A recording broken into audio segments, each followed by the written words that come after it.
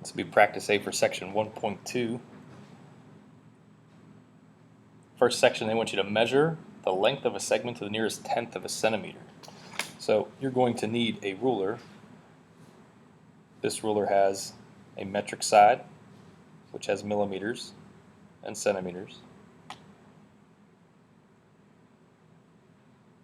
This side has inches. Okay, so make sure you pick the metric side. Each of those little spaces on there is a millimeter or tenth of a centimeter. So 10 little spaces make 1 centimeter. So if I'm measuring from A to B, I'm going to put my 0 on A and I'm going to see where B is. It looks like it's exactly on 3. Depending on where you hold it, it might look like it's 3.1 or maybe 2.9.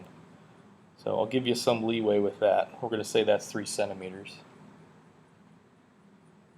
We'll do the same thing for number 2. Measure from C to D. It's definitely bigger than 1 centimeter, and it looks like it's 5 little spaces past the 1. That's 1.5 centimeters. If you're 5 little spaces past a number, it's that number, 0.5. Do the same thing for number 3. Measure from E to F. I'm really putting some bend on this ruler here.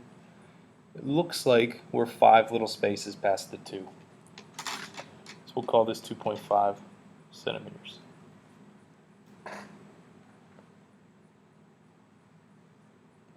Number 4, we want to find the indicated length, and we're not going to use the ruler to measure it. Okay, we're using the information that's given. So they want you to find this thing, and we need to know how to read that. From G to J, how far is that? That's what that means. How long is that segment from G to J? Well, they give you some lengths here. G to H is 8. H to J is 8. How far is it from G to J? It's 16. You're just adding those 2 little segments. That's your segment addition postulate. Little plus little equals big. Same thing with number 5. How far is it from K to M? How long is this segment? That's what they're asking you. Your answer is a number, and it's got to be positive. It's a positive length. Segment lengths are always positive. K to M. It's 24 plus 12. Number 6, same type of deal. How far is it from N to Q? We know this piece is 4, this piece is 17. Those are the little pieces. 21 units long. 7, 8, and 9 are different. They're giving you 2 lengths still, but they're not telling you the 2 small ones. This time, this is what this means up here. This whole thing from R to T is 37. So if the whole thing's 37 and part of it's 18, what's the other part?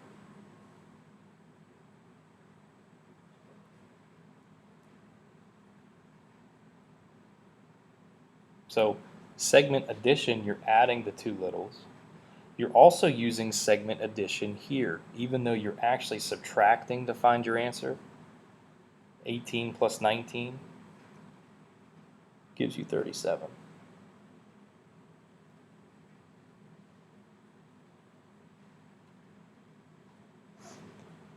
Same thing with number 8. Okay, the easy way would be 56 minus 45. That'll give you 11.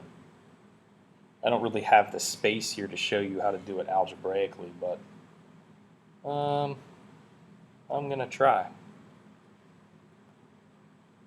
U to V, that's a little segment, plus the other little segment, V to W, that's 45. That equals the big segment, U to W. We know that's 56. This is your unknown. I know it looks weird because there's 2 letters, but that's the thing you're solving for. How would you get this by itself? Well, you'd move this guy over. So subtract 45 from both sides. 56 minus 45 gives you that 11 that you're looking for. Okay. Now you may say, well, why would I do it this way if this way is so much easier and I just subtract? Well, there's a reason. It's not always going to be this easy. Sometimes these lengths will be given to you as an expression, not a number. Okay, so for number 9, find the distance from x to y. That's a little piece. We know the other little piece is 29. The entire big piece is 71. Okay, so to find the distance from x to y, we're just going to subtract 71 minus 29. That gives you 42.